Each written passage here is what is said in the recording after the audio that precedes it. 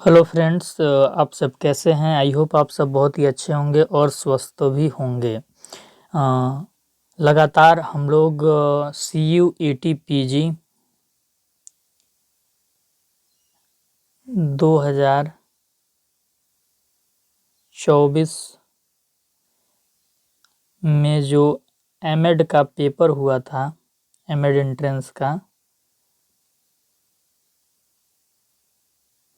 Entrance का जो paper हुआ था उसको सॉल्व कर रहे हैं। 3 सेशन मैं ले चुका हूं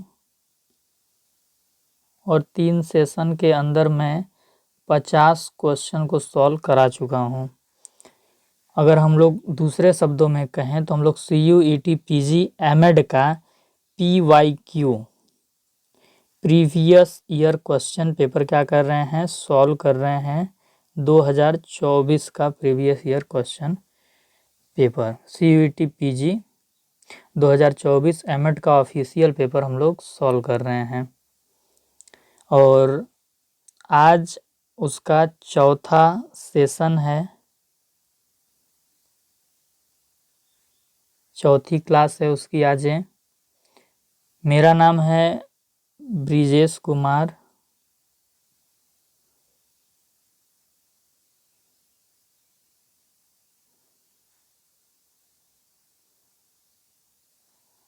और आप देख रहे हैं कोर्सेस पॉइंट यूट्यूब चैनल, जो कि एमएड एंट्रेंस की तैयारी के लिए जाना जाता है। आज हम लोग 51 नंबर क्वेश्चन से स्टार्ट करेंगे और 65 नंबर क्वेश्चन तक सॉल्व करेंगे, यानी टोटल हम लोग 15 क्वेश्चन को सॉल्व करेंगे। जो तीसरी क्लास थी CUET PG एमएड PYQ की, उसमें एक 31 नंबर क्वेश्चन में हमें संदेह हो गया था और उसको हम लोग अच्छे से उस पर चर्चा नहीं कर पाए थे। तो सबसे पहले हम लोग उस पर चर्चा करेंगे 33 नंबर क्वेश्चन पे, और फिर इसके बाद हम लोग 51 नंबर क्वेश्चन से 65 नंबर क्वेश्चन पे जाएंगे। अगर आप लोग चैनल पे नए होंगे तो चैनल को सब्सक्राइब कर लीजिएगा।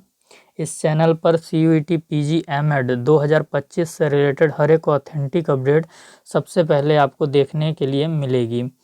और वीडियो के डिस्क्रिप्शन में आपको टेलीग्राम चैनल का लिंक मिल जाएगा, व्हाट्सएप चैनल का लिंक मिल जाएगा। तो आप दोनों ही जगह ज़रूर ज्वाइन कर लीजिएगा, ताकि CUET PG एमएड 2025 से रिलेटेड कोई भी अपडेट आपके NTA के तरफ से जारी की जाए तो वो आप तक पहुंच जाए। इसके लिए आप लोग चैनल को सब्सक्राइब कर लीजिएगा, टेलीग्राम चैनल को भी ज्वाइन कर लीजिएगा और व्हाट्सएप चैनल को भी ज्वाइन कर लीजिएगा। ये जो हम लोग एमएड का पेपर कर रहे हैं, CUET PG एमएड का पेपर, ये पिछले साल 17 मार्च को पेपर हुआ था शिफ्ट 1 में, उसी को हम लोग सॉल्व कर रहे हैं। चलिए देखिए, आज इन 2 पंक्तियों के साथ हम लोग सेशन को स्टार्ट करेंगे। तो आपके सामने पंक्तियां क्या है, आप पढ़ सकते हैं कि मैं तेरे नसीब की का बारिश नहीं, मैं तेरे नसीब का बारिश नहीं, जो तुझ पे बरस जाऊं, तुझे तकदीर बदलनी होगी मुझे पाने के लिए। जो मंजिल है वो आपको मैसेज दे रही है। क्या कर रही है? मैसेज दे रही है, और साथ ही साथ आपको चैलेंज भी कर रही है। क्या कर रही है मंजिल? कि मैं तेरे नसीब का बारिश नहीं, जो तुझ पे बरस जाऊं, तुझे तकदीर बदलनी होगी मुझे पाने के लिए। तो अर्थ इसका एकदम क्लियर है कि अगर आपको एमएड की एक सरकारी सीट पानी है तो ऐसे रखे रखाए नसीब के द्वारा आपको नहीं मिलने वाला है। अगर आप भटक जाएंगे, तमाम चीज़ों के बारे में सोचेंगे, 36 तरह की चीज़ों के बारे में आप सोचेंगे, 36 तरह की चीज़ों में फंसे रहेंगे, तो भूल जाइए कि BHU और DU जैसे इंस्टीट्यूट में आपका एडमिशन हो पाएगा और आप सरकारी पैसे से एमएड की पढ़ाई कर पाएंगे।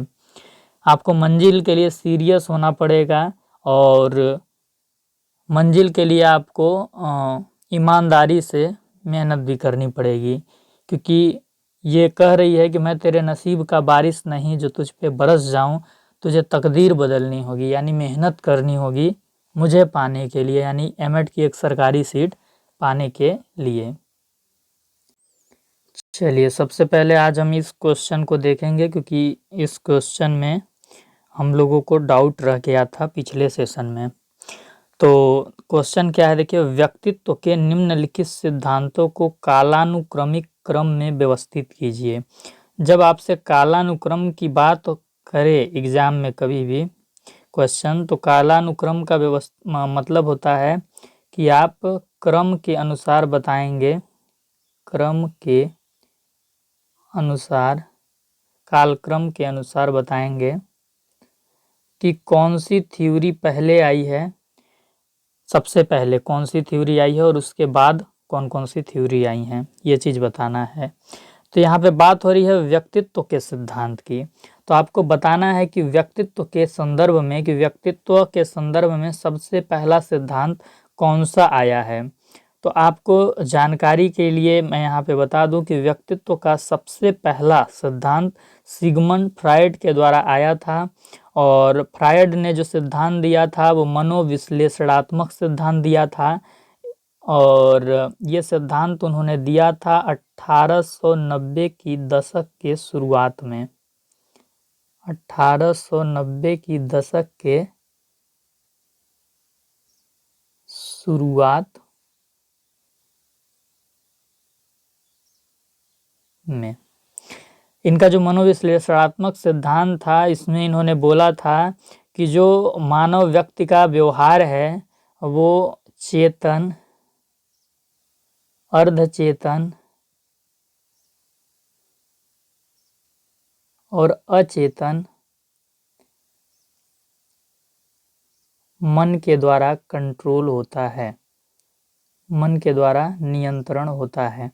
इन्होंने अपने सिद्धांत में ईड, ईगो, सुपर ईगो की बात की थी और बताया था कि कैसे ईड, ईगो, सुपर ईगो हम लोग को कंट्रोल करते हैं, उसी के आधार पे हम लोग सारी एक्टिविटीज़ करते हैं। और जो हमारे शरीर में 90% मौजूद होता है अचेतन मन, तो अचेतन मन ही हमें कंट्रोल करता है। चेतन अवस्था में हम वही चीज़ करते हैं जो हमारे अचेतन मन में होता है। तो इसी तरह का कुछ उनका कॉन्सेप्ट है। फिर इसके बाद जो थ्योरी आई थी, तो हम लोग ध्यान रखेंगे कि मास्लो की ज़रूरतों का अनुक्रम थ्योरी आया था, और ये जो अब्राहम मैस्लो थे वो 1943 में दिए थे, और 1943 में जब वो दिए थे तो उनका एक पुस्तक आया था जिस पुस्तक का नाम है मानव प्रेरणा का सिद्धांत। ये सारी चीज़ें आपको कोई नहीं बताएगा, जितने भी आपको यूट्यूब पे टीचर मिलेंगे या फिर मूर्त रूप से जो भी शिक्षक मिलेंगे वो आपको सिर्फ थ्योरी बता देंगे कि इस थ्योरी में बोला क्या गया है, उसके डेट की कोई भी चर्चा आपसे नहीं करेगा। तो कोर्सेस पॉइंट यूट्यूब चैनल एक ऐसा एजुकेशनल प्लेटफॉर्म है जहाँ पर हम शिक्षा की गुणवत्ता से किसी प्रकार का कोई समझौता मंजूर नहीं करते हैं। हम मानते हैं कि हमारा पढ़ाना ही व्यर्थ है अगर हम शिक्षा की गुणवत्ता के साथ समझौता कर दिए तो मानव प्रेरणा का सिद्धांत उनकी एक पुस्तक थी, जिसमें उन्होंने सिद्धांत जिसमें उन्होंने ज़रूरतों का अनुक्रम या आवश्यकताओं का अनुक्रम सिद्धांत को पेश किया। लेकिन इसके बाद उन्होंने 1954 के करीब में इसी सिद्धांत को थोड़ा परिष्कृत भी किया था। क्या किया था? परिष्कृत भी किया था। परिष्कृत, गलत, एक सेकंड, परिष्कृत भी किया था। तो जो हमारा ऑप्शन होगा, सबसे पहले फ्रायड का मनोविश्लेषणात्मक सिद्धांत आया, तो ये तो सबसे पहले रहेगा। फिर इसके बाद अब्राहम मैस्लो का ज़रूरतों का अनुक्रम सिद्धांत आया, तो हम डी को रखेंगे। इसके बाद आपको जानकारी के लिए मैं बता दूं कि आलपोर्ट महोदय, जो गार्डन आलपोर्ट करके मनोवैज्ञानिक हैं, जो कि व्यक्तित्व पे बहुत ज़्यादा काम किए, सिगमंड फ्रायड से मिले भी थे उससे पहले, तो उन्होंने व्यक्तित्व का सिलगुड़ का सिद्धांत दिया, जिसे कि हम लक्षण सिद्धांत के नाम से भी जानते हैं या विशेषता सिद्धांत के भी नाम से जानते हैं। तो माना जाता है कि 1961 में इन्होंने कंप्लीट तरीके से, पूर्ण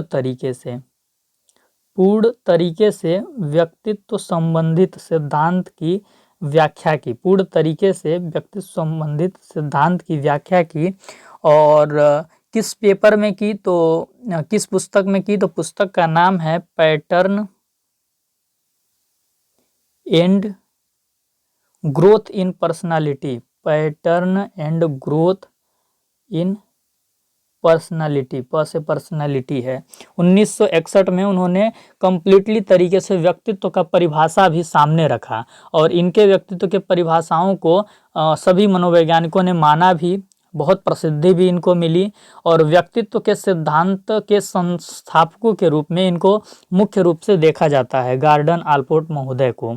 तो इसके बाद हम ए डी के बाद सी को रख लेते हैं, यानी आलपोर्ट महोदय को। और गॉर्डन आलपोर्ट के बारे में अभी मैं आपको कुछ चीज़ें और बता दूंगा जिससे कि आपको मदद मिलेगा। फिलहाल आगे हम आंसर इसका क्लियर करते हैं। अब हमारे कौन बचे, कटेल महोदय। ठीक, अब हमारे कटेल महोदय बचे। तो कटेल महोदय ने कारक सिद्धांत दिया था, 16 फैक्टर उन्होंने बताए थे व्यक्तित्व से संबंधित। तो जो इन्होंने कारक सिद्धांत दिया था, तो कारक सिद्धांत का इनका जो माना जाता है, ये सबसे पहले 16 कारक प्रश्नावलियों का निर्माण करते हैं 1940 के दशक के अंत तक। ठीक, और इसके बाद वो 1965 के आते आते उन्होंने 16 प्रकार के फैक्टर को शब्दों का रूप दे दिया था। तो 1965 में माना जाता है कि कटेल का कारक सिद्धांत आया था। तो सबसे और इनकी जो जर्नी रही थी कारक सिद्धांत को देने की, वो 1940 के दशक के अंत से इस पे काम करना उन्होंने शुरू कर दिया था। 1940 के दशक के अंत से उन्होंने इस पे काम करना शुरू कर दिया था और 1965 आते आते तक इन्होंने अपने कारक सिद्धांत को एकदम कम्प्लीटली रूप से क्या किया था, पेश किया था। तो ए डी सी बी इसका राइट आंसर होगा। और ए डी सी बी पहले नंबर वाला ऑप्शन यहाँ पे दिख रहा है, तो आप पहले नंबर वाले ऑप्शन के साथ जाएंगे। इसके बाद हम आपको यहाँ पे थोड़ा सा बताते हैं कि जो आलपोर्ट महोदय थे, गॉर्डन आलपोर्ट के नाम से जिनको आप जान रहे हैं, तो जो आलपोर्ट महोदय थे उन्होंने व्यक्तित्व के सिद्धांत पर परिचय कैसे कैसे काम किया। तो सबसे पहले आपको ये चीज़ें जानना है। तो उन्होंने सबसे पहले व्यक्तित्व के सिद्धांत पे परिचयात्मक कार्य किया, यानी कि व्यक्तित्व को परिचित करने का काम किया, तो उसको परिचयात्मक कार्य बोलते हैं, जो उन्होंने 1937 में किया था। और 1937 में उन्होंने किया था, उनकी एक पुस्तक भी आई थी, व्यक्तित्व एक मनोवैज्ञानिक व्याख्या। तो उनके पुस्तक का भी नाम आप याद कर लीजिए, अगर आपसे एग्जाम में पूछता है तो आप लिख सकते हैं। फिर इसके बाद 1954 में उनकी एक पुस्तक आई, उस पुस्तक का नाम क्या था, उस पुस्तक का नाम था the nature of prejudice. The nature of prejudice. इस पुस्तक में उन्होंने क्या बताया, व्यक्तित्व से संबंधित जो पूर्वाग्रह थे उसके विश्लेषण किया, उसका विश्लेषण किया। व्यक्तित्व से संबंधित जो पूर्वाग्रह थे उसका विश्लेषण प्रस्तुत किया इस पुस्तक में 1954 वाले में। फिर इसके बाद हम देखते हैं कि 1955 में भी उनकी एक पुस्तक आई। 1955 में जो उनकी पुस्तक आई उसका नाम कुछ बनिंग करके था, यहाँ पे पूरा नाम अभी नहीं है, लेकिन आप गूगल पे देखिएगा या फिर पुस्तकों में देखिएगा तो आपको मिल जाएगा। इस बनिंग नाम के पुस्तक में उन्होंने स्वयं के महत्व और वयस्क व्यक्तित्व की विशिष्टता पर जोर दिया कि जो हर व्यक्ति हैं वो अपने आप में क्या हैं, अलग हैं, यूनिक हैं, तो उस पर जोर दिया। फाइनली उन्होंने 1961 में एक पुस्तक आई जिसका नाम है pattern and growth in personality. तो इस पुस्तक में उन्होंने व्यक्तित्व का परिभाषा दिया और व्यक्तित्व संबंधी सिद्धांत जो उनका था, सिलगुड़ का सिद्धांत, उसको कम्प्लीटली तरीके से यहाँ पे प्रस्तुत किया। तो जो उनका व्यक्तित्व के ऊपर फाइनली वर्क माना जाता है वो 1961 के करीब में माना जाता है। और जब भी हम व्यक्तित्व टॉपिक को पढ़ते हैं तो इन्हीं का परिभाषा हम मुख्य रूप से देखते हैं, और सारे मनोवैज्ञानिकों ने इनके परिभाषा को ही तरजीह भी दी थी। तो ये जो क्वेश्चन नंबर 33 था, इस पे जो भी हमारा डाउट था वो क्लियर हो गया। अब हम आज के सेशन का जो हमारा टारगेट है 51 नंबर से 65 नंबर तक के क्वेश्चन को देखना, तो हम वहाँ पे चलते हैं।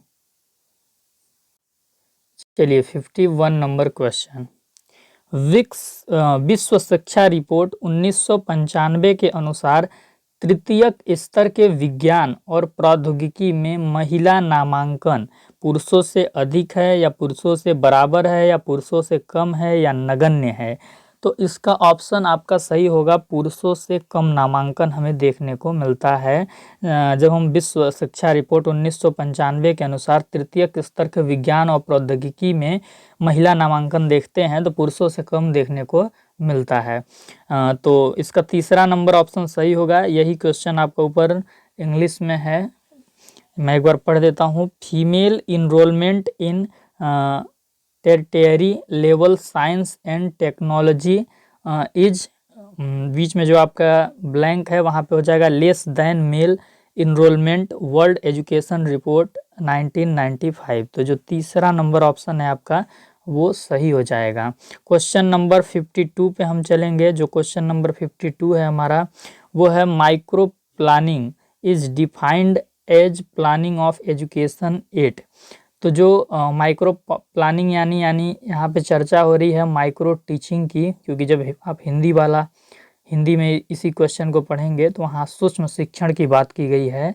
तो क्वेश्चन में आपसे पूछा क्या जा रहा है कि जो सूक्ष्म शिक्षण है उसको शिक्षा के किस स्तर पर नियोजन के रूप में देखा जाता है, सेंट्रल लेवल पे कि रीजनल लेवल पे कि स्टेट लेवल पे कि कॉग्निटिव लेवल पे।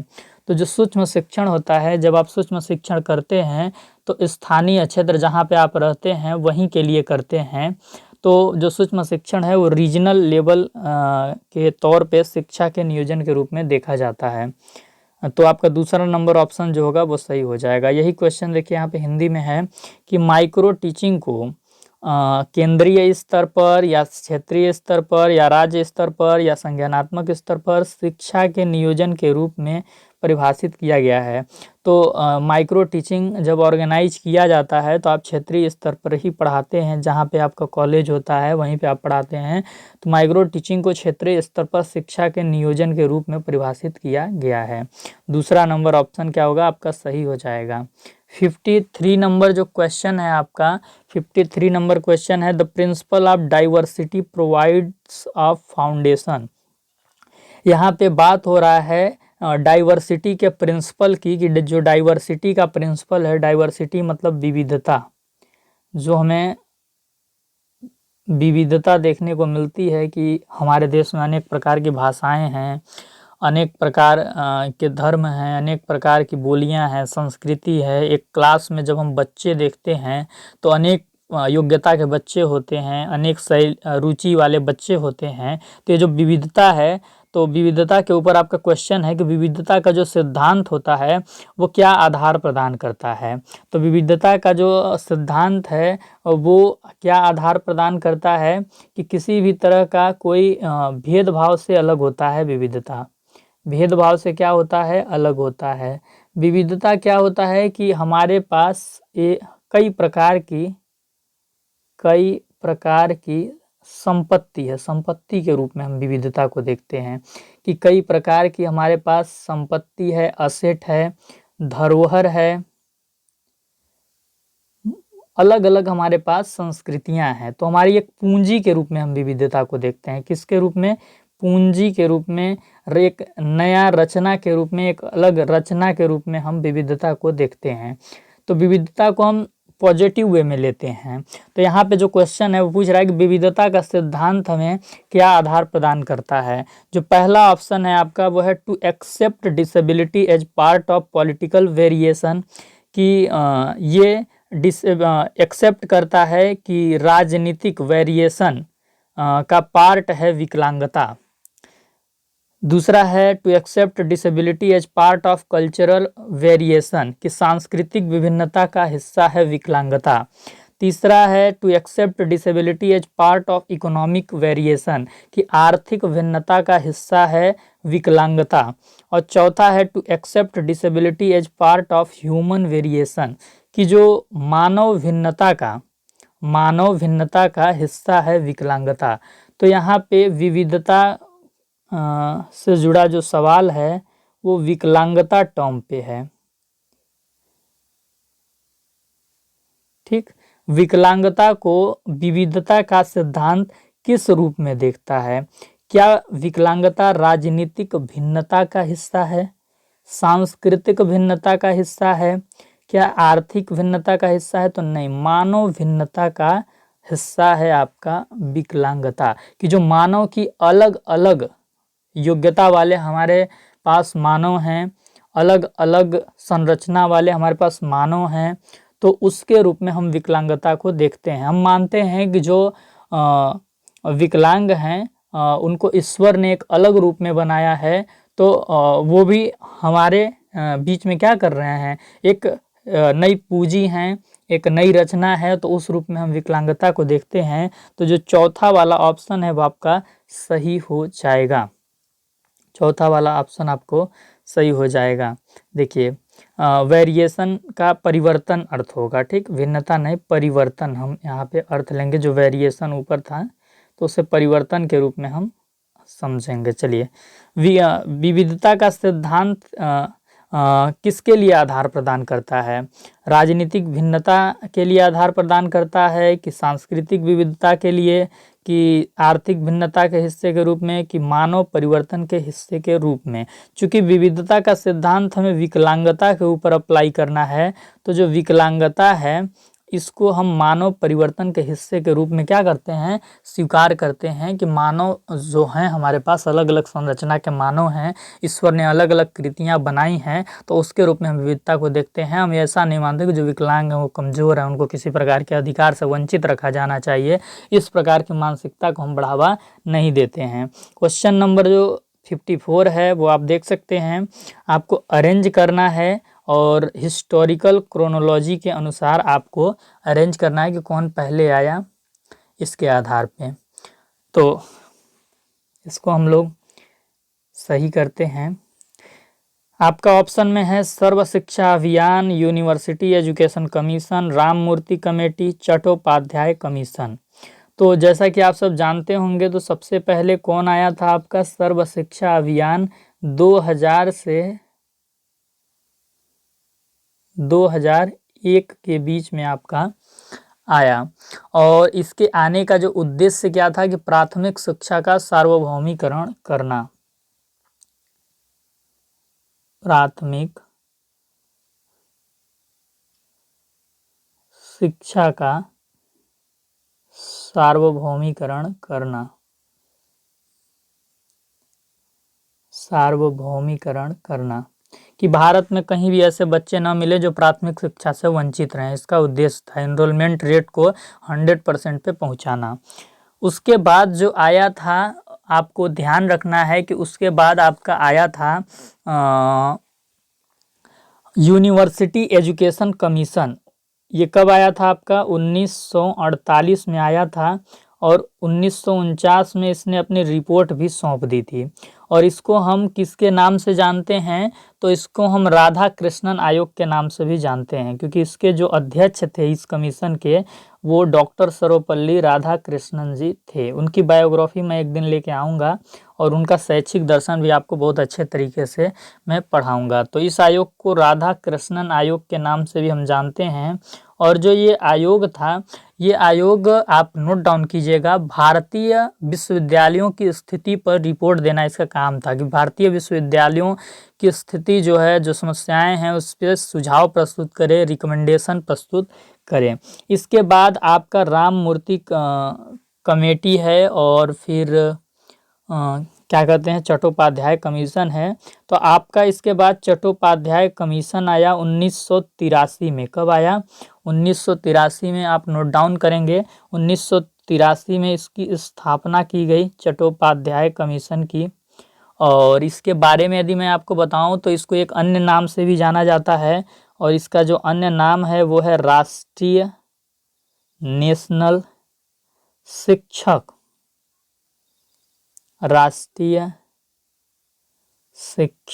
आयोग, नेशनल टीचर कमीशन के नाम से भी जाना जाता है।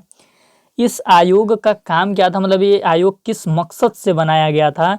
तो शिक्षण पेशे में सुधार के लिए सिफारिशें प्रस्तुत करना था इस आयोग को। शिक्षण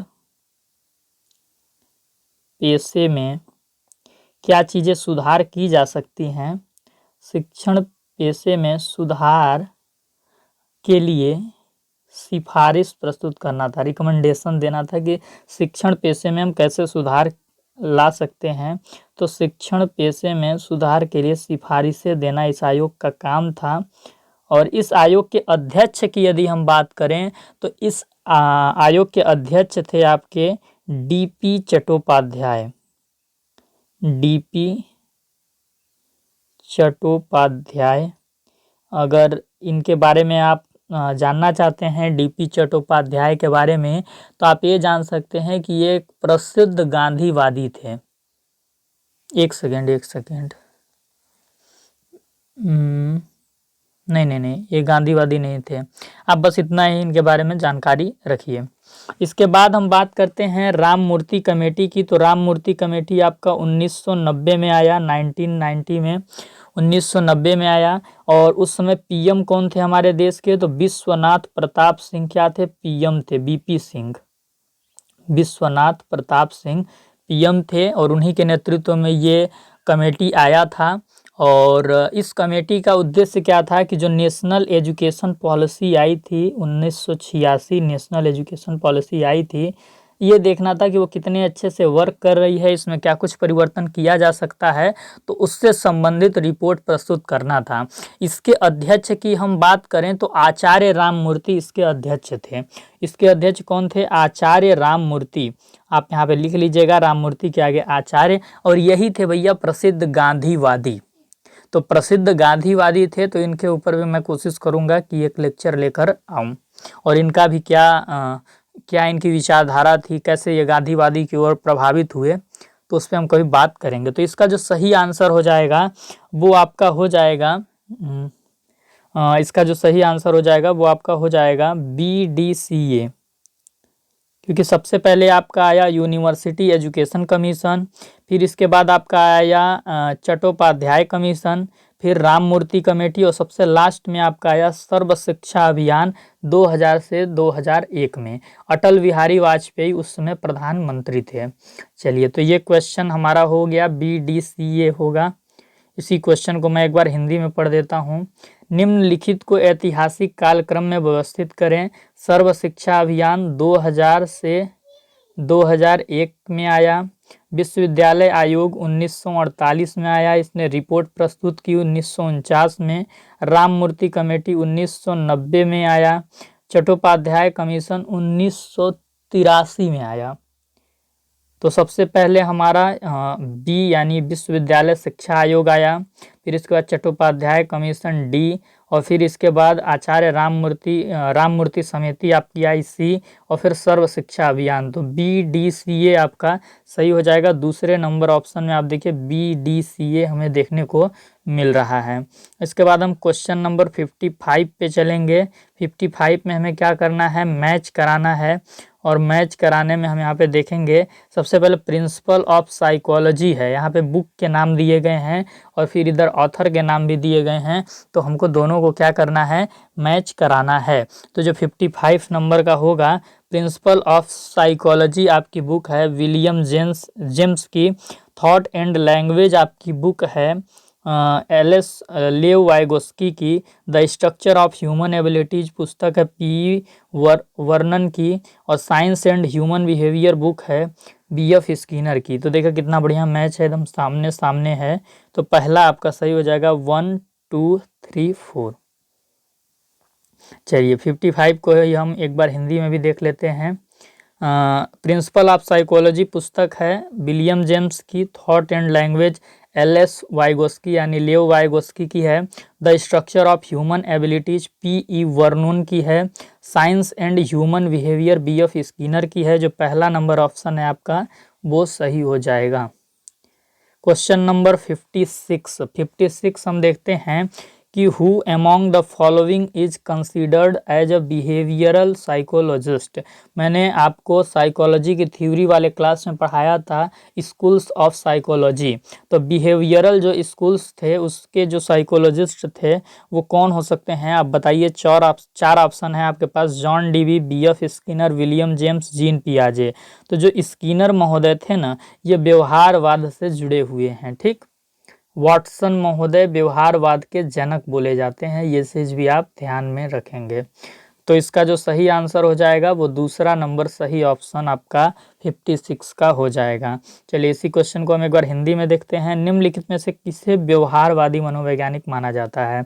जॉन डीवी प्रयोजनवादी थे। कैसे थे? प्रयोजनवादी। ठीक, बी.एफ. स्किनर आपका सही आंसर होगा, विलियम जेम्स नहीं होगा, जीन पियाजे जो थे वो रचनावाद से माने जाते हैं। ठीक, जो कॉग्निटिविज्म है उसके हैं जीन पियाजे। और विलियम जेम्स आप बताइए कि किस स्कूल से आते हैं। वो फंक्शनलिज्म से आते हैं, स्ट्रक्चरलिज्म से आते हैं, किससे आते हैं? कमेंट में आप वो लिखिए तो मुझे पता चलेगा कि आप सेशन पूरा देखे हैं। 57 नंबर क्वेश्चन हम देखते हैं कि इसमें क्या कुछ सही हो सकता है। तो इसमें क्या करना है कि हमें फाइंड द करेक्ट स्टेटमेंट्स, कुछ स्टेटमेंट दिए गए हैं उसमें आपको बताना है कि कौन सा स्टेटमेंट सही होगा। ठीक, तो चलिए पहला स्टेटमेंट है कि pedagogy is a science of teaching. तो सबसे पहले तो मैं आपको बता दूं कि जो पेडागोजी आपका होता है उसे हिंदी में हम क्या बोलते हैं? शिक्षण शास्त्र बोलते हैं। कि भाई पढ़ाया कैसे जाता है, इसका अध्ययन इसके अंतर्गत होता है कि विषय वस्तु को हम कैसे प्रस्तुत करें। शिक्षण शास्त्र, तो शिक्षण शास्त्र क्या विज्ञान का शिक्षण है? दूसरा ऑप्शन है pedagogy in an art of teaching, क्या शिक्षण शास्त्र कला का शिक्षण है? तीसरा है आपका pedagogy is a craft of teaching, क्या शिक्षण शास्त्र शिल्प का शिक्षण है? और चौथा है कि pedagogy is both art and science of teaching. तो इसमें तो चारों ऑप्शन आपका सही लग रहा है, लेकिन ऑप्शन में आपको ए बी सी डी कहीं नहीं मिला है। ठीक, तो हम किसके साथ जाएंगे? ए बी सी के साथ चले जाएंगे। ए बी सी ऑप्शन आपका सही हो जाएगा। चलिए इसी क्वेश्चन को हम हिंदी में देख लेते हैं। शिक्षण शास्त्र शिक्षण का विज्ञान है, शिक्षण शास्त्र शिक्षण की कला है, शिक्षण शास्त्र शिक्षण शिल्प है, शिक्षण शास्त्र शिक्षण की कला और शिक्षण का विज्ञान दोनों है। चारों ही सही लग रहे हैं, लेकिन ऑप्शन में आपका ए बी सी डी कहीं पे भी आपको नहीं दिख रहा होगा, तो आप ए बी सी के साथ चले जाइए। Question number 58, functions of educational management are, कि जो आपका शैक्षिक प्रबंधन होता है उसके कार्य क्या हैं? तो उसके कार्य ये जो नीचे वाला है आपका teaching, lesson plan, field trip, cooperative teaching, autocratic management, ये सब नहीं होता है। ठीक, उसका काम होता है planning, organising, controlling, directing, monitoring, ये सब होता है। ठीक, तो ये हम पढ़ेंगे जब शैक्षिक प्रबंधन वाला हम टॉपिक करेंगे। हालांकि तब तक आप वीडियो का डिस्क्रिप्शन एक बार चेकआउट कर लीजिएगा। मैं आपको एजुकेशनल मैनेजमेंट के ऊपर मैंने एक बहुत ही बेहतरीन सेशन लिया हुआ है, तो वो मैं आपको उसमें दे दूंगा लिंक, तो आप उसको देख लीजिएगा। वीडियो डिस्क्रिप्शन एक बार आप चेकआउट कर लीजिएगा। हिंदी में देखते हैं कि शैक्षिक प्रबंधन के कार्य हैं नियोजन, संगठन, नियंत्रण, निर्देशन। ये आपका हो जाएगा, नीचे के गलत हो जाएंगे। ठीक, पहला नंबर ऑप्शन आपका सही हो जाएगा। क्वेश्चन नंबर 59 क्वेश्चन क्या है आप देखिए। बोला जा रहा है कि Miss Radhika wants to know, वो जानना चाहती हैं Miss Radhika, how much time her students spend off task each day, कि जो स्टूडेंट्स हैं जो छात्रगण हैं, आप ऐसे समझ सकते हैं, जो छात्रगण हैं यानी सारे छात्र हैं, वो ऑफ टास्क में कितना समय बर्बाद करते हैं या कितना समय बिताते हैं, ऑफ टास्क में कितना समय बिताते हैं, मिस राधिका जानना चाहती हैं। ऑफ टास्क किसको बोलते हैं? जब बच्चों को किसी भी प्रकार का कोई टास्क नहीं होता है, वो खाली होते हैं या को करिकुलर एक्टिविटीज़ कर रहे हो तो कुछ इस टाइप का मतलब होता है। जब वो पढ़ाई नहीं कर रहे होते हैं, नोट्स नहीं बना रहे होते हैं, टीचिंग की क्लास नहीं चल रही होती, तो ऑफ टास्क में वो कितना समय बिताते हैं ये मिस राधिका जानना चाहती हैं। तो इसके लिए वो क्या निर्धारित करती हैं? To determine this she carefully watches the students in class keeping a record of task behaviour. तो ये जानने के लिए मिस राधिका क्या करती हैं कि देखती हैं अपने विद्यार्थियों को क्लास में ध्यान से कि ऑफ टास्क में उनका व्यवहार कैसा है, और उसको वो क्या करती हैं? रिकॉर्ड भी करती हैं, यानी कहीं पे लिख भी लेती हैं, तो वो रिकॉर्ड भी करती हैं।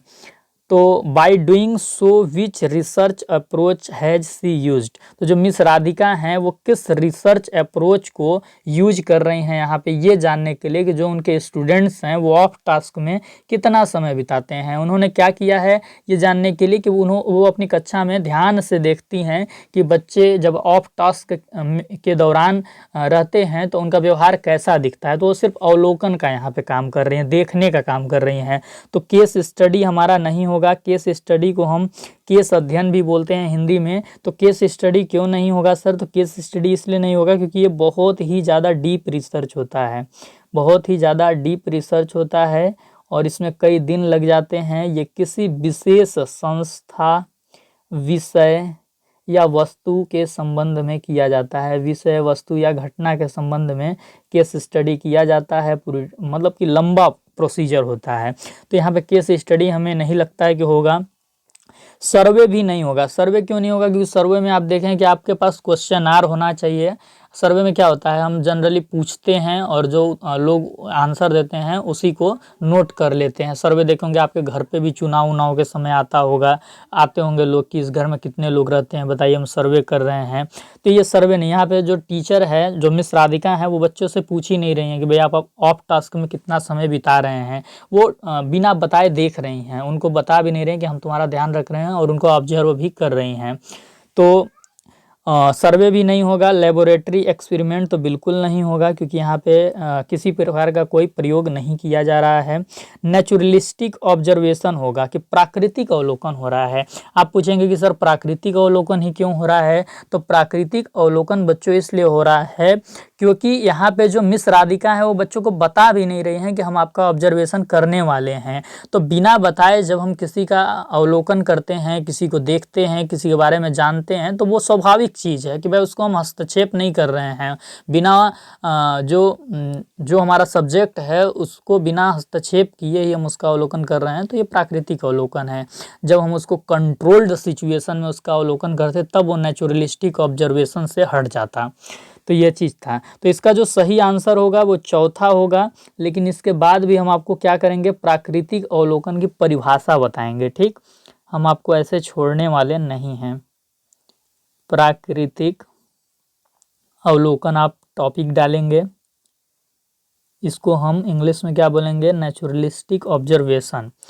तो आप नोट डाउन करेंगे इसके संबंध में कि जो प्राकृतिक अवलोकन होता है वो शोध की एक पद्धति होती है। शोध यानी रिसर्च, रिसर्च की एक पद्धति होती है। शोध की एक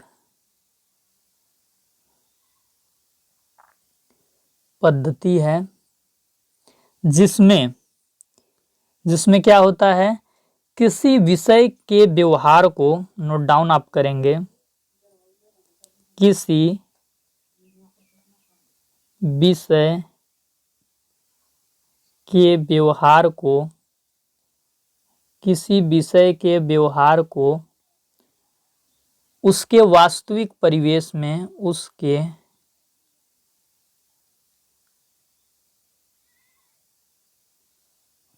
वास्तविक परिवेश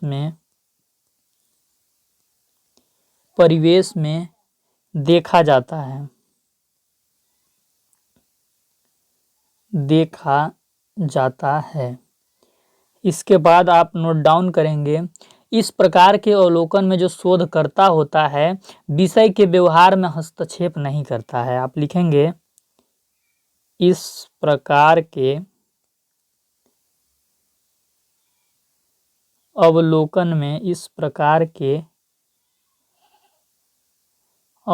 में शोधकर्ता या ऑब्जर्वी जो अवलोकन करता है, शोधकर्ता विषय के व्यवहार में हस्तक्षेप नहीं करता है। कि जिस भी विषय का हम अवलोकन कर रहे हैं, जो हमारा सब्जेक्ट है, हम सब्जेक्ट के व्यवहार में क्या करेंगे, उसको व्यवहार करने देंगे। हम उसको बताएंगे भी नहीं कि हम तुम्हारा अवलोकन कर रहे हैं। तो विषय के व्यवहार में हस्तक्षेप नहीं करता है, विषय के व्यवहार में हस्तक्षेप नहीं करता है। इस पद्धति को गुणात्मक शोध भी कहा जाता है। सबसे इंपॉर्टेंट चीज,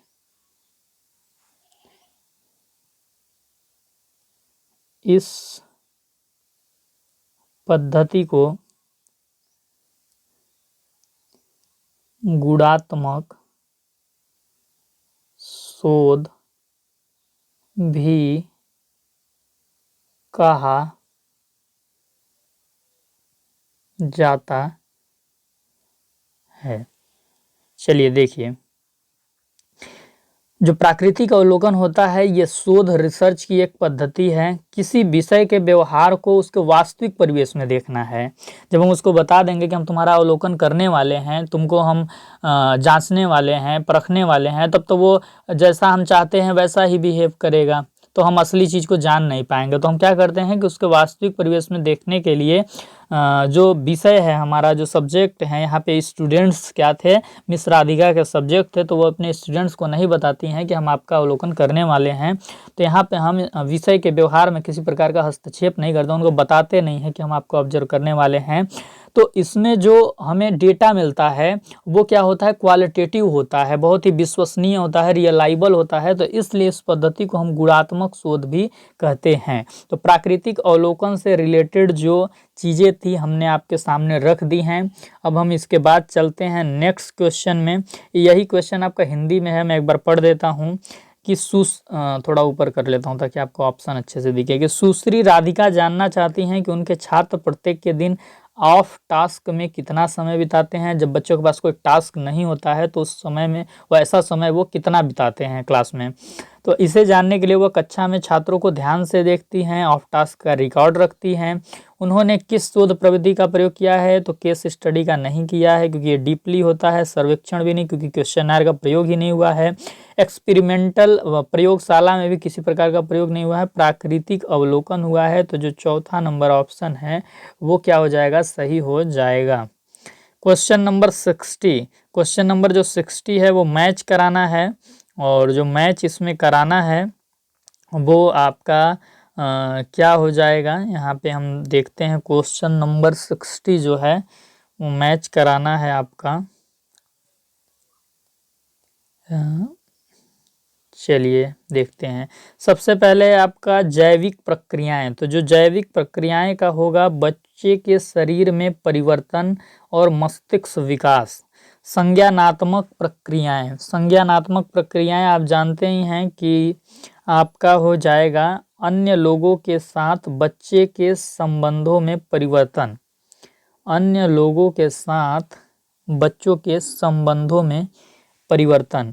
फिर इसके बाद है सामाजिक भावनात्मक प्रक्रियाएं, तो ये आप एक सेकेंड थोड़ा गलत हो रहा है। जैविक प्रक्रियाएं आपका हो जाएगा बच्चे के शरीर में परिवर्तन और मस्तिष्क विकास। संज्ञानात्मक प्रक्रियाएं हो जाएगा कि बच्चे की सोच कैसी है, वो कैसा थिंकिंग कर रहा है, कैसा लॉजिक कर रहा है, किस प्रकार का वो लैंग्वेज में चेंजेस उसके आ रहे हैं। तो जो कॉग्निटिव का यहाँ पे अर्थ होता है वो थिंकिंग से ही हम मेन रूप से जोड़ते हैं। फिर उसके बाद जो बी का 2 हो जाएगा सामाजिक भावनात्मक प्रक्रियाएं। तो सामाजिक भावनात्मक प्रक्रियाएं का हो जाएगा कि भाई हमारी भावनाओं का मतलब क्या है कि अन्य लोगों के साथ हमारे संबंध कैसे हैं। तो जो हमारा बच्चा है, बच्चे की क्योंकि यहाँ पे बात हो रही है, तो जो बच्चा है वो अन्य लोगों के साथ किस प्रकार से रहता है, किस प्रकार से संबंध रखता है, तो उसी चीज को हम क्या बोलेंगे, सामाजिक भावनाएं प्रक्रियाएं बोलेंगे।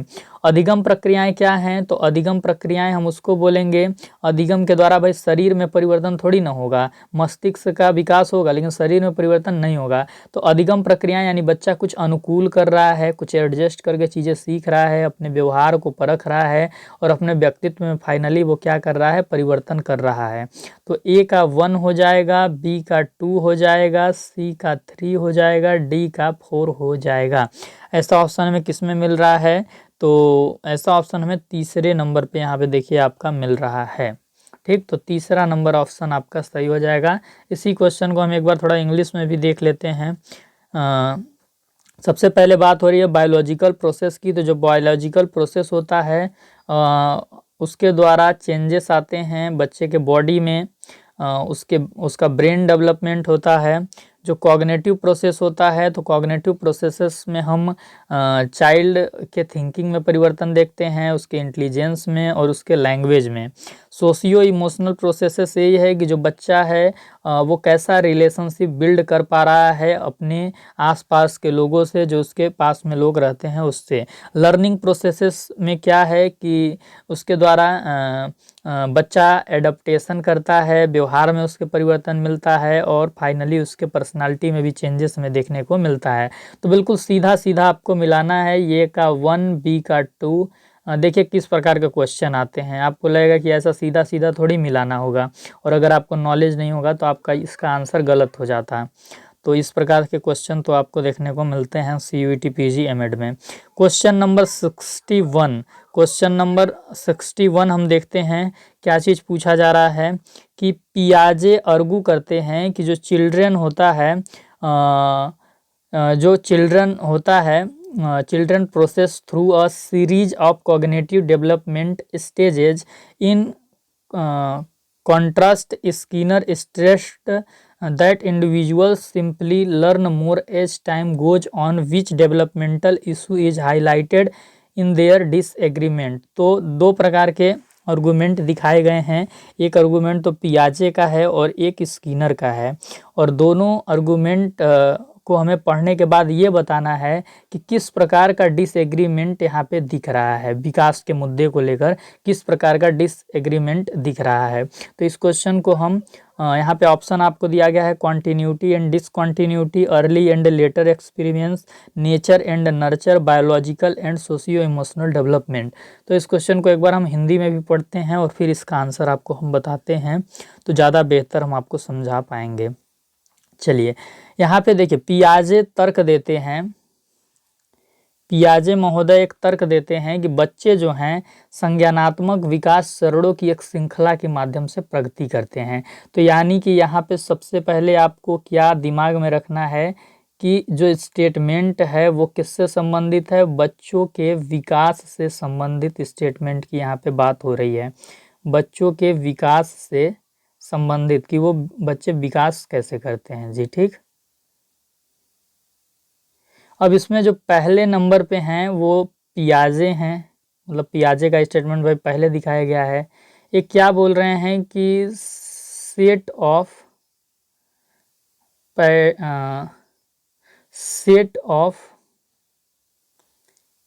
स्टेजेज में बच्चे डेवलपमेंट करते हैं, कि एक चरणों की श्रृंखला होती है और उसके माध्यम से बच्चे डेवलप होते हैं, विकास करते हैं।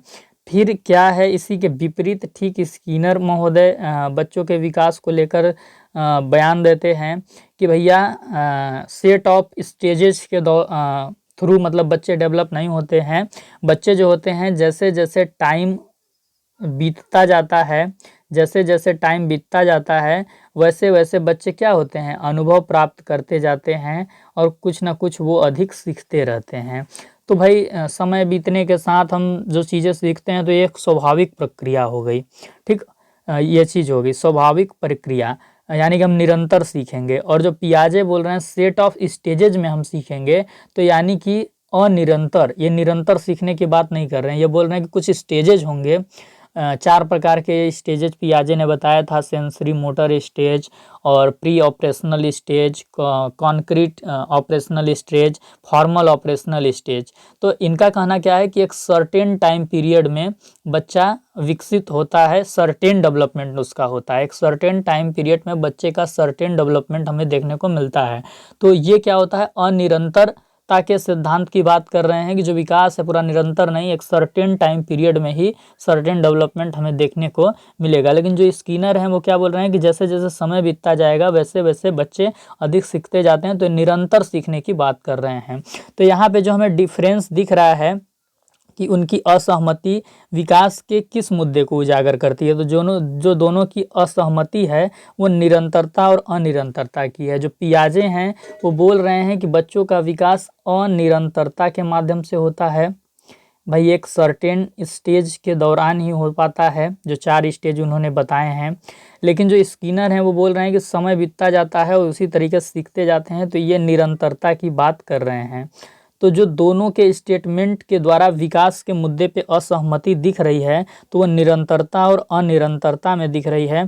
तो ये पहला वाला ऑप्शन आपका सही हो जाएगा। आप ये चीज़ हमेशा ध्यान रखेंगे, पियाजे विकास को लेकर अनिरंतरता के सिद्धांत की बात करते हैं और जो स्किनर महोदय हैं वो विकास के सिद्धांत को लेकर निरंतरता के सिद्धांत को लेकर बात करते हैं विकास के मुद्दे पे। तो ये चीज़ आप नोट डाउन कर लेंगे। और यहाँ पे मैं आपको कुछ चीज़ें एक्स्ट्रा भी बताने वाला हूँ कि सबसे पहले तो हम क्या देखेंगे कि पियाजे महोदय की थोड़ा हम धारणा देखेंगे, ठीक।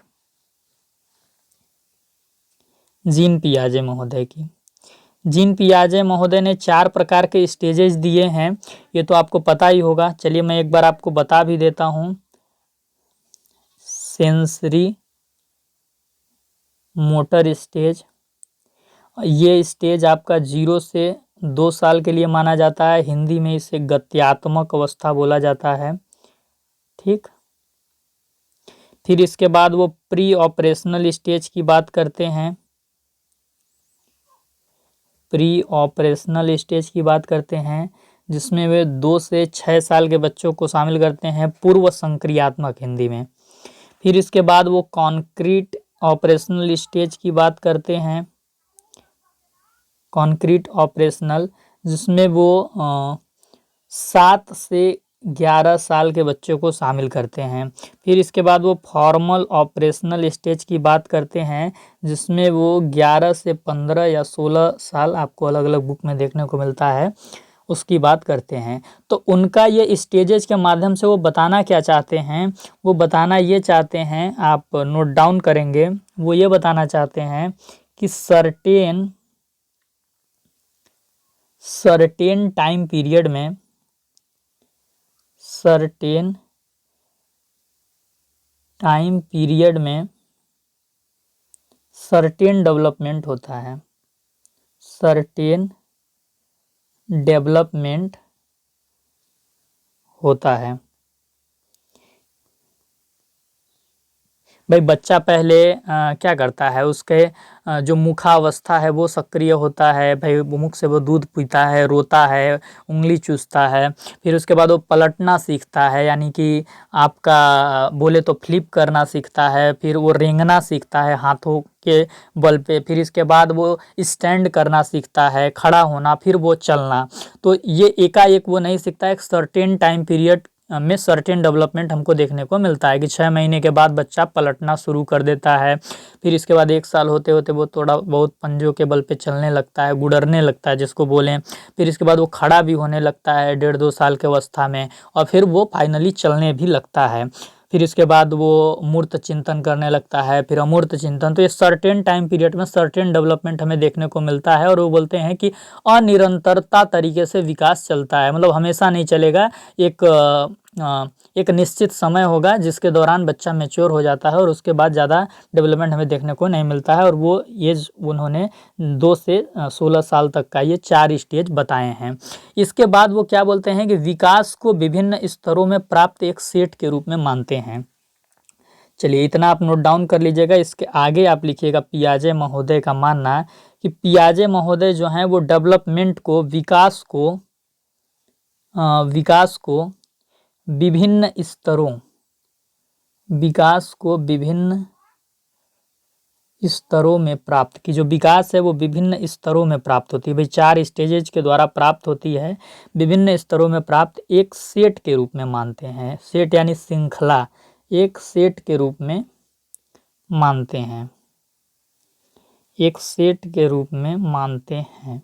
मैंने पियाजे का संज्ञानात्मक सिद्धांत पढ़ाया भी है, आप साइकोलॉजी की थ्योरी वाली क्लास में देख लीजिएगा, वीडियो के डिस्क्रिप्शन में प्लेलिस्ट का लिंक आपको मिल जाएगा। तो पियाजे महोदय फाइनली क्या मानते हैं भैया कि विकास अनिरंतर प्रक्रिया है, विकास अनिरंतर प्रक्रिया है, ये सर्टेन टाइम पीरियड तक ही चलेगा।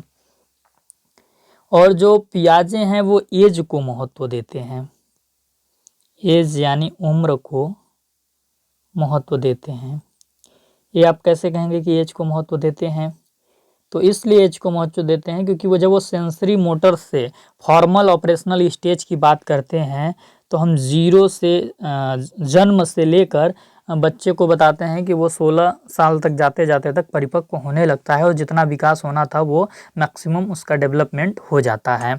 तो इसलिए वो एज को महत्व देते हैं। और जब वो सर्टेन टाइम पीरियड की बात करते हैं तो विकास को लेकर अनिरंतरता के सिद्धांत की बात करते हैं। और इसके साथ ही पियाजे एक चीज़ जो सबसे महत्वपूर्ण है वो क्या बोलते हैं कि रेडीनेस टू लर्न की बात करते हैं, रेडीनेस टू लर्न की भी बात पियाजे करते हैं। रेडीनेस टू लर्न क्या होता है कि जब बच्चा तैयार नहीं होगा चीज़ों को सीखने के लिए तो उससे पहले हम उसको वो चीज़ नहीं सिखा सकते। जैसे कि एग्जाम्पल आप मानिए कि जब कॉन्क्रीट ऑपरेशनल स्टेज की हम बात करते हैं तो कॉन्क्रीट ऑपरेशनल स्टेज जो है 7 से 11 साल हम बोलते हैं। इस स्टेज में बच्चा गुणा भाग जोड़ घटाना सीख जाता है, रिहर्सेबल थिंकिंग भी आ जाती है कि छोटा को बड़ा फिर बड़ा को छोटा आगे पीछे वो करना सीख जाता है, संरक्षण का नियम सीख जाता है। तो इन चीज़ों को वो सीखता है। तो अगर हम 7 से 11 साल के पहले जो कि प्री ऑपरेशनल स्टेज है, 2 से 6 साल का जब बच्चा है तो 2 से 6 साल वाले उम्र में ही अगर उसको हम पढ़ाएं कि भाई चलो अब तुम पढ़ो कि देश की संसद क्या होता है, विधानसभा क्या होती है और राजनीतिक पार्टी क्या होता है, तो बच्चा नहीं सीख पाएगा। तो पियाजे क्या कहते हैं कि जिस उम्र में है वो उसी उम्र की चीज़ें हम उसको सिखा सकते हैं। आप देखे भी होंगे कि जो बुक होती हैं 1 से 12 के बीच में अलग अलग कक्षाओं की, तो अलग अलग कक्षाओं की किताबों में आपको वही विषय सामग्री देखने को मिलती है जो बच्चा सीखने लायक होता है। 5वीं की किताब में हम बच्चे को कभी ये नहीं सिखाते हैं कि हड़प्पा सभ्यता क्या होता है, वैदिक सभ्यता क्या होता है, सब चीज़ें हम नहीं सिखाते। वो 6वीं में जाता है तब सीखता है। तो ये रेडीनेस टू लर्न की भी बात कहते हैं। तो पियाजे के संबंध में आप ये सारी चीज़ें याद रखेंगे। विकास को लेकर अनिरंतरता के सिद्धांत की बात करते हैं, विकास को अनिरंतर प्रक्रिया मानते हैं। उनका मानना है कि सर्टेन टाइम पीरियड में सर्टेन डेवलपमेंट बच्चे के अंदर हमें देखने को मिलता है। अब हम बात करेंगे किसकी, तो आप बोलेंगे कि सर भाई पियाजे की आप बात कर ही लिए तो अब बीएफ स्किनर की आप बात करने वाले होंगे। तो हाँ बिल्कुल सही बात, हम बीएफ स्किनर की अब बात करेंगे क्योंकि हम इनको कैसे छोड़ सकते हैं, इनका भी बड़ी योगदान है सीखने के सिद्धांत को लेकर। ठीक, तो ये चीज़ है। तो सबसे पहली जो चीज़ आपको नोट डाउन करनी है इनके संबंध में वो आपको ये करनी है कि जो स्किनर महोदय थे विकास को स्वाभाविक, स्वाभाविक यानी नेचुरल, तो वो क्या बोल रहे हैं, जैसे जैसे समय बीतता जाता है वैसे वैसे बच्चा अधिक सीखता जाता है। तो विकास को ये स्वाभाविक एवं सतत मानते हैं। सतत यानी कॉन्टिन्यूअस, सस्टेनेबल, सतत प्रक्रिया मानते हैं।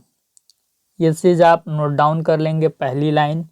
फिर इसके बाद आप इन्हीं से रिलेटेड ये भी चीज़ लिखेंगे कि ये मानते हैं कि कोई भी विकास आकस्मिक नहीं होता है। ये भी मैं आपको समझा रहा हूँ कि इस लाइन का अर्थ क्या है। कोई भी भ है ये, ठीक, कोई भी विकास, कोई भी डेवलपमेंट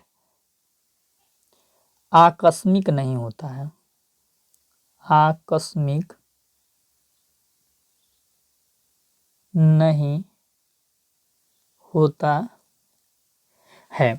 जैसे कि इसका कहने का अर्थ ये है कि कल तक आप 12 साल के थे या फिर कल तक आपकी हाइट थोड़ी सी कम थी और फिर एकाएक आपकी हाइट नहीं बढ़ेगी, एकाएक आपका दिमाग नहीं बढ़ेगा, एकाएक आपके व्यवहार में कोई परिवर्तन देखने को नहीं मिलता है। प्रयास के माध्यम से, मतलब समय के माध्यम से, जैसे जैसे समय बीतता जाता है वैसे वैसे चीज़ें आप सीखते जाते हैं। ऐसा नहीं कि कल आपको सपना आया फिर आपको दिव्य ज्ञान पूरा मिल गया, आप बहुत ही ज़्यादा चतुर हो गए, विद्वान हो गए, आपको पूरा आध्यात्मिक ज्ञान हो गया, ऐसा नहीं होता है। इनका मानना है कि कोई भी विकास आकस्मिक नहीं होता है, स्वाभाविक होता है, सतत होता है, धीरे धीरे चीज़ें होती हैं।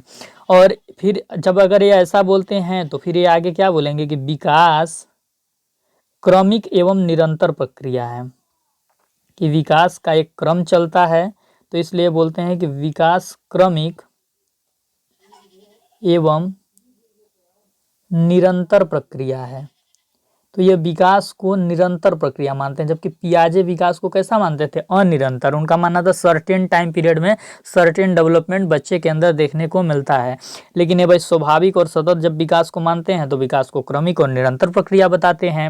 और जब ये बताते हैं कि विकास क्रमिक एवं निरंतर प्रक्रिया है तो इनका मानना ये भी है कि बच्चा जब गर्भ में होता है और गर्भ से लेकर मृत्यु तक बच्चे का विकास चलता रहता है, यानी कि वो कोई ना कोई चीज़ें सीखता रहता है, कोई ना कोई चीज़ें वो लर्न करता रहता है, नया नया एक्सपीरियंस गेन करता रहता है। और बिल्कुल बात भी सही है, ये चीज़ है।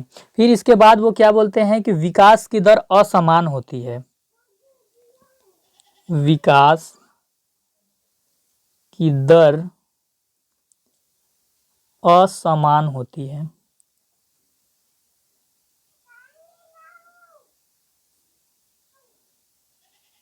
गति भी विकास की जो होती है वो असमान होती है। ये स्किनर किस आधार पे बोलते हैं कि development rate and development motion अलग अलग होती है हर बच्चों में। भाई जिस बच्चे का जैसा जेनेटिक्स उसको मिला है, जैसा उसको एक्सटर्नल इन्वायरमेंट मिला है, उसके हिसाब से उसके डेवलपमेंट का रेट हमको देखने का मिलेगा, उसके हिसाब से डेवलपमेंट की गति भी देखने को मिलेगी। अगर किसी बच्चे को सपोज कीजिए कि बहुत अच्छा जेनेटिक्स मिला है, उसके माँ बाप की जो योग्यता थी बहुत अच्छी थी, उसके जीन्स बहुत अच्छे थे, तो बच्चे में भी बहुत अच्छे जीन्स जाएंगे, उसको जो क्या बोलते हैं जन्मजात शक्ति मिलेगी या जन्मजात योग्यता मिलेगी तो वो बहुत अच्छी होगी। उसको एक्सटर्नल इन्वायरमेंट मान लीजिए बहुत अच्छा मिलता है, भाई बहुत धनी घर में बच्चा पैदा होता है तो उसे किसी चीज़ की कमी नहीं होगी, तो बच्चे उसको हर सुख सुविधा मिलेगा, हर चीज़ उसको प्रोवाइड की जाएगी। तो एक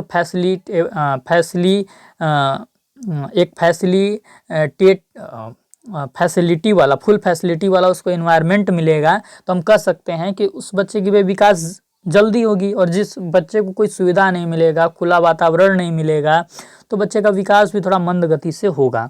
तो इस आधार पे वो ये चीज़ बोलते हैं। लेकिन वो ये बोलते हैं कि जो विकास का क्रम होता है ना वो समान होता है। ये विकास को क्रमिक प्रक्रिया मानते हैं।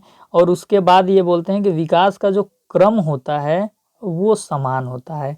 इसका अर्थ क्या है कि कोई भी बच्चा क्या होगा, पहले शैशवावस्था में रहेगा, फिर बाल्यावस्था में रहेगा, फिर किशोरावस्था में जाएगा, फिर युवा अवस्था या प्रौढ़ावस्था में जाएगा, फिर वृद्धावस्था में जाएगा। तो ये जो क्रम है वो समान रहेगा कि भाई जो बच्चा है पहले खड़ा होना सीखेगा, फिर चलना सीखेगा, फिर आस पड़ोस के बच्चों से खेलना सीखेगा, फिर मूर्त चिंतन सीखेगा, फिर अमूर्त चिंतन सीखेगा। तो ये जो उसका जो डेवलपमेंट होता है, ग्रोथ और डेवलपमेंट, वो समान होगा, ये चीज़ है। तो इस आधार पे वो बोलते हैं कि विकास का दर क्या होता है, समान होता है। इतनी चीज़ें नोट करने के बाद एक दो चीज़ें और हैं जो आप लिखेंगे कि विकास के जो पद होते हैं, बहुत ही महत्वपूर्ण चीज़ें बोलते हैं कि विकास के जो पद होते हैं, विकास के पद हम किसको बोलेंगे भाई? विकास किस किस रूप में हमें देखने को मिलता है? फिजिकल डेवलपमेंट हमको देखने को मिलता है, शारीरिक विकास। फिर इसके बाद हम देखते हैं कि बच्चे का मानसिक विकास भी होता है। फिर इसके बाद हम देखते हैं कि बच्चे का सामवेगिक विकास भी होता है, इमोशनली रूप से वो कितना सामवेगिक विकास भी होता है, इमोशनली रूप से वो कितना डेवलप हो रहा है। ये जो विकास के पद हैं ये परस्पर क्या होते हैं, संबंधित होते हैं। कैसे इसको आप समझेंगे? इस प्रकार से इस चीज को आप समझेंगे कि जो बच्चा है अगर बच्चे का शारीरिक डेवलपमेंट हो रहा है तो जाहिर सी बात है, बच्चा अगर बड़ा हो रहा है, पहले वो 14 साल का था, अब 18 साल का हो गया है, तो उसकी मानसिक क्षमता में भी वृद्धि होगी, और जब मानसिक क्षमता में वृद्धि होगी तो सांवेगिक क्षमता में भी वृद्धि होगी। वो ज़्यादा तरीके से दूसरे के भावनाओं को समझ पाएगा, अपने भावनाओं को एक्सप्रेस कर पाएगा, समाज में रहना सीख पाएगा। कुछ बच्चे होते हैं जो कम उम्र में ही बहुत ज़्यादा चीज़ें डेवलप हो जाती हैं, तो वो प्रतिभाशाली बच्चे में आते हैं, ठीक। लेकिन यहाँ पे जो चीज़ स्किनर बोल रहे हैं, वो बोल रहे हैं कि विकास के जो पद होते हैं, अगर शारीरिक विकास में देखने को मिलता है तो मानसिक और सांवेगिक स्तर पर भी हमें कुछ ना कुछ चेंजेस देखने को मिलेंगे। इसके बाद वो बहुत ही महत्वपूर्ण चीज़ स्किनर बोलते हैं, स्किनर महोदय बोलते हैं कि विकास जो होता है, जो डेवलपमेंट होता है, एकीकरण के नियम का पालन करता है। विकास एकीकरण या फिर समन्वय के सिद्धांत को पालन करता है, समन्वय के नियम का या सिद्धांत का पालन करता है। इसको कैसे समझेंगे आप? इसको इस प्रकार से आप समझ सकते हैं कि बच्चा जो होता है वो क्या होता है, पहले सर हिलाता है, भाई सर उठा के देख पाता है, फिर इसके बाद पलटता है, या जो लड़कियां हैं और जो यहाँ पे मतलब वैवाहिक जीवन में जा चुकी हैं, उनको ये पता होगा कि बच्चा पलटता है, फिर इसके बाद वो क्या करता है, गुडरने लगता है, या फिर मैं रेंगने यहाँ पे चलिए लिखता हूँ, पलटने के बाद वो रेंगने लगता है, फिर चलने लगता है, फिर इसके बाद हाथ का प्रयोग करना सीख जाता है, फिर पैर का प्रयोग करना सीख जाता है। तो ये क्रम से बच्चा सीखता है, एक सर्टेन मतलब धीरे धीरे क्रम से सीखता है, सर हिलाना, पलटना, रेंगना, चलना, हाथ पैर। लेकिन जब वो बड़ा हो जाता है तो यही चीज़ें वो एक साथ कर लेता है, वो एक साथ सर भी हिला लेता है, हाथ का भी प्रयोग कर लेता है, पैर का भी प्रयोग कर लेता है। तो जो चीज़ें उसने पहले अलग अलग समय में सीखी थी, अब वो उन सभी चीज़ों का प्रयोग एक समय में ही कर लेता है। तो जो विकास होता है वो एकीकरण के नियम का भी पालन करता है कि अब सभी चीज़ें क्या हैं, आपस में समन्वय हो गई हैं, वो हाथ और पैर दोनों का एक साथ इस्तेमाल कर सकता है। तो इसको ऐसे आप समझ सकते हैं। तो यानी आप ऐसे बोल सकते हैं कि बच्चे जो होते हैं सामान्य से विशिष्ट की ओर चलते हैं, कि आगे वो सामान्य चीज़ों को सीखते हैं, फिर इसके बाद वो बहुत ज़्यादा विशिष्ट हो जाते हैं और वो कुछ भी कर लेते हैं। बालकों में वैयक्तिक भिन्नता भी पाई जाती है। स्किनर का मानना ऐसा भी है कि बालकों में वैयक्तिक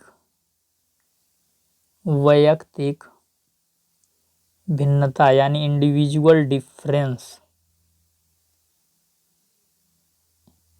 वैयक्तिक भिन्नता भी पाई जाती है कि जो अलग अलग बालक होंगे वो अलग अलग रुचि के होंगे, अलग अलग योग्यता वाले होंगे।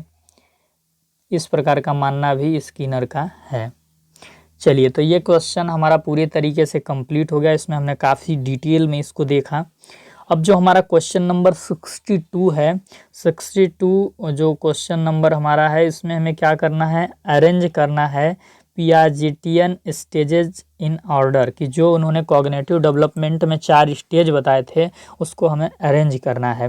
ध्यान से देखिए, पहले से ही अरेंज है। सबसे पहले सेंसरी स्टेज आता है, सेंसरी मोटर स्टेज 0 से 2 साल, प्री ऑपरेशनल स्टेज 2 से आपका 6 साल, कॉन्क्रीट स्टेज 7 से 11, फॉर्मल स्टेज 12 से या 11 से 15 या 16।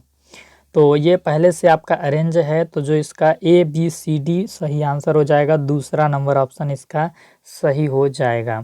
चलिए, मैं इसे हिंदी में नहीं पढ़ता हूँ, आप देख लीजिएगा। क्वेश्चन नंबर 63 हम देखते हैं।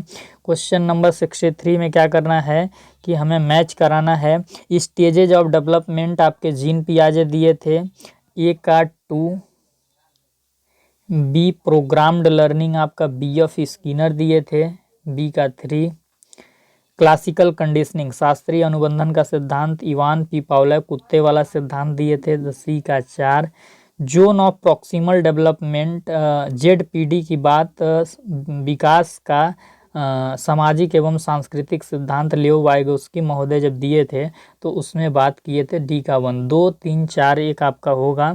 2 3 4 1 हमें ऑप्शन में देखना है कि किस ऑप्शन में हमें देखने को मिल रहा है।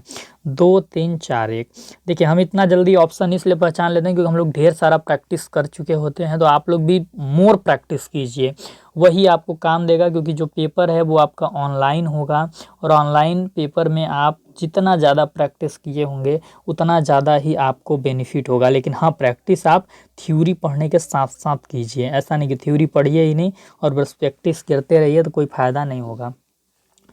Question number 64, according to gene पियाजे gene पियाजे के अनुसार बच्चा कब अधिक अब्स्ट्रैक्ट थिंकिंग करता है, आइडियलिस्टिक थिंकिंग करता है, लॉजिकल थिंकिंग करता है। तो आपको ऑप्शन मिला है formal operational stage, sensory motor stage, pre operational stage, concrete operational stage. जो कॉन्क्रीट ऑपरेशनल स्टेज है इसमें बच्चा चिंतन करता है, ऐसा बात नहीं है, लेकिन मूर्त चिंतन करता है। तार्किक चिंतन भी करता है लेकिन कम तार्किक चिंतन करता है। लेकिन यहाँ पे जब अधिक तार्किक चिंतन की बात हो रही है, अधिक अमूर्त चिंतन की बात हो रही है, तो हम फॉर्मल ऑपरेशनल स्टेज के साथ ही जाएंगे। पहला वाला हमारा क्या हो जाएगा, सही हो जाएगा। चलिए हिंदी में आप इसे देख लीजिएगा। Question number 65, scaffolding is an important concept in. Scaffolding की बात किसने की थी अपने थ्योरी में? पियाजे ने की थी कॉग्निटिव डेवलपमेंट में, या ब्रूनर ने की थी, या कोहलर ने अंतर्दृष्टि एवं सूझ के सिद्धांत में की थी, या वाइगोस्की ने विकास का सामाजिक एवं सांस्कृतिक सिद्धांत में की थी? तो आपका इसका चौथा नंबर ऑप्शन आपका सही हो जाएगा। विकास का सामाजिक एवं सांस्कृतिक सिद्धांत जो दिए थे वाइगोस्की महोदय, सांस्कृतिक एवं सामाजिक अंतःक्रिया का सिद्धांत, तो वाइगोस्की के थ्योरी में scaffolding, ZPD, more knowledgeable other, इन तीनों चीज़ की बात की जाती है। तो आज का ये अंतिम क्वेश्चन था। इसके बाद हम कल के सेशन में 66 से 75 क्वेश्चन करेंगे, टोटल 10 क्वेश्चन, और आपका ये PYQ समाप्त हो जाएगा। टोटल 75 क्वेश्चन हमें करने ही होते हैं। चलिए, ये सेशन यदि अच्छा लगा होगा तो प्लीज़ एक बार लाइक कर दीजिएगा, क्योंकि आपके लिए ही इतना मेहनत हम लोग करते हैं ताकि आपको क्वालिटी ऑफ एजुकेशन प्रोवाइड करा सकें और आपको एमएड की एक सरकारी सीट दिला सकें। साथ ही साथ आप कमेंट करके भी बताइएगा कि सेशन आपको कैसा लगता है। चैनल पे नए होंगे तो आप चैनल को सब्सक्राइब कर लीजिएगा और टेलीग्राम चैनल को ज्वाइन कर लीजिएगा, और साथ ही साथ व्हाट्सएप चैनल को भी ज्वाइन कर लीजिएगा, क्योंकि CUET PG एमएड 2025 से रिलेटेड कोई भी अपडेट आती है तो यहीं पे आपको अपडेट किया जाएगा। चलिए हम फिर मिलते हैं इसके बाद नेक्स्ट सेशन में आपसे।